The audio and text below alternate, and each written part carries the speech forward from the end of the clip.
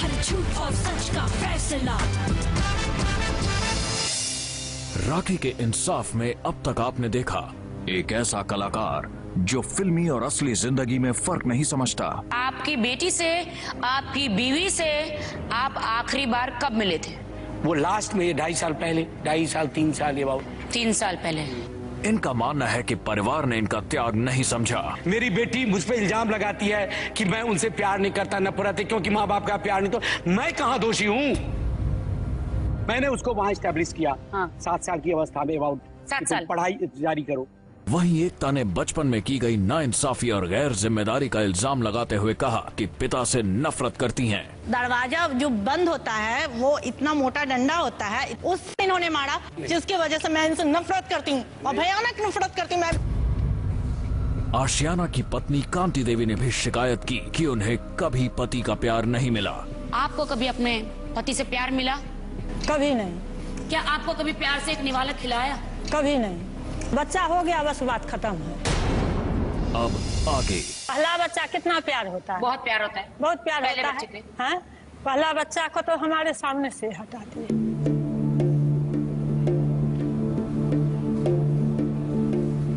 इसके बाद दूसरे को कौन पूछता है?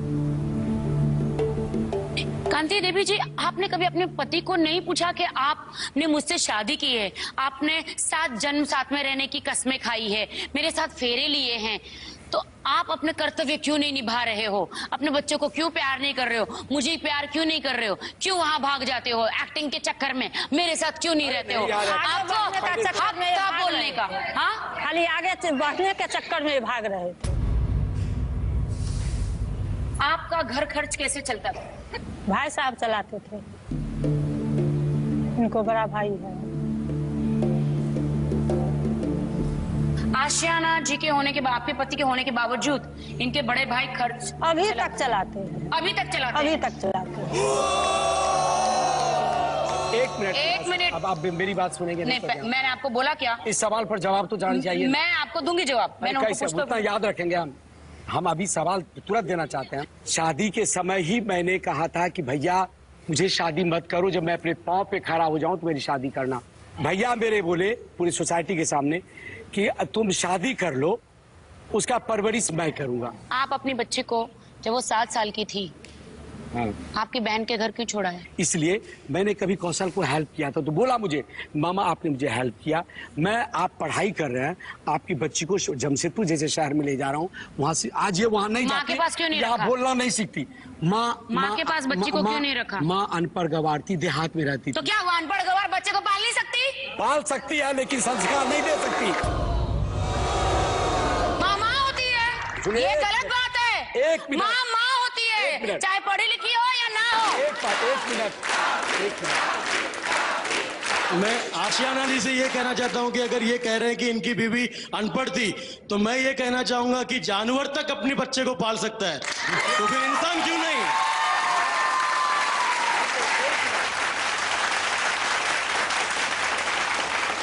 शांत रहिए सब लोग।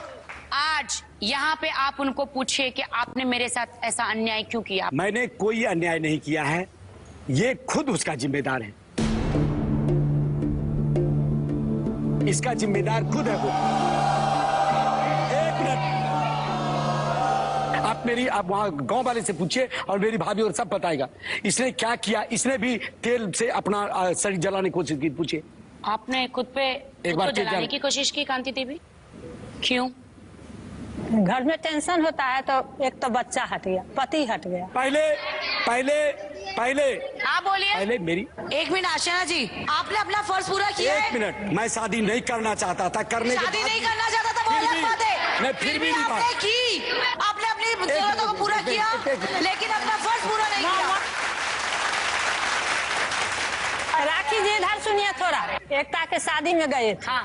और समधी मिलन होता है। हाँ। उस टाइम भैया से पैसा मांगे। मेरी शादी के लिए बात आई है तो मैं बताऊंगी कि मेरी शादी में ये एज ए गेस्ट गए थे।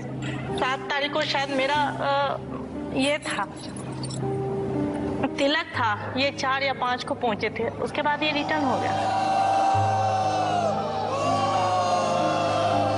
सुनिए एक मिनट सुनिए, एक मिनट। अरे आशियाना जी, उसकी आंखों में आंसू है। मेरे आंखों में आंसू है जो वो कौन देखता है? मेरे दिल में जो दर्द है वो कौन देख रहा है? शादी, इसकी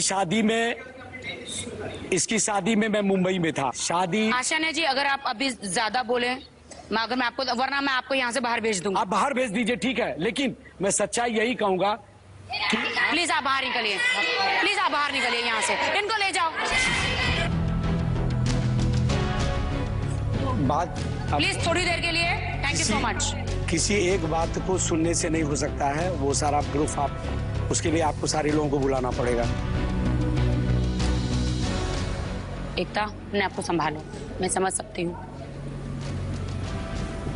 आप मुझे बताइए, शादी के बारे में बताइए। वो कहते थे, मैंने उनको सवाल किया आपके पति को, तो कहते थे कि मैं खुश नहीं हूँ क्योंकि मेरी पत्नी मुझसे बड़ी थी, मुझसे जबरदस्ती शादी करवाई। आपका क्या कहना है? सही में पसंद नहीं करते। क्यों? पढ़े लिखे नहीं थे। एकता के पैदा होने से पहले कि आपकी थोड़ी लाइफ बताइए ना, कैसी रही? हरदम हमसे टेंशन करते रहते थे। टेंशन? हाँ, अच्छी नहीं है देखने को, मैं पढ़ी लिखी नहीं है, एज भी मेरा कम है, तुम्हारा ज्यादा है, तुम्हारे पिताजी ने ऐसा किया। पिताजी ने किया, हम तो नहीं न किए, हम भाग करके शादी नहीं न किए थे। अरेंज मैरिज हुई है, इसमें मेरा क्या दोष? तो फिर ये चले गए छोड़ के आपको। हाँ, तो आपने घर में रहे। दूसरी शादी क्यों नहीं की? उस टाइम में नहीं होता था ना, राजपूत ब्राह्मण में दूसरी शादी नहीं होता है। बच्चे छोटे छोटे थे तो आपको सहारा मिल जाता थोड़ा, बच्चा कम से कम कुछ नहीं तो पैसे मिल जिस जाते। टाइम में कैसे एकता चलता? जा रही थी, उस टाइम में हमको लग रहा था कोई चीज मेरे घर में है नहीं।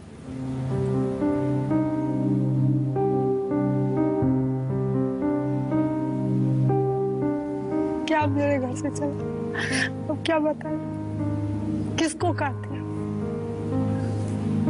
छोटी बच्ची रही, उसको लेकर रहे घर में,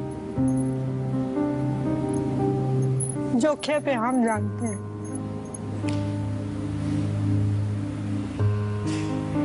गांधी देवी, मैं समझती हूँ कि आपने बहुत सहा है, बगैर पति की औरत कैसे रहेगी? आप मुझे बताइए एकता, आप किससे ज्यादा प्यार करती हैं? मैं अपने फुआ, फूफा, भैया। तो फिर आपके फुआ और फूफा को बुलाते हैं।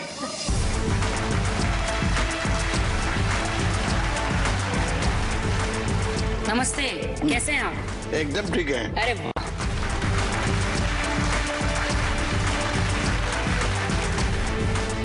आपके बारे में कुछ बताइए, आपका नाम?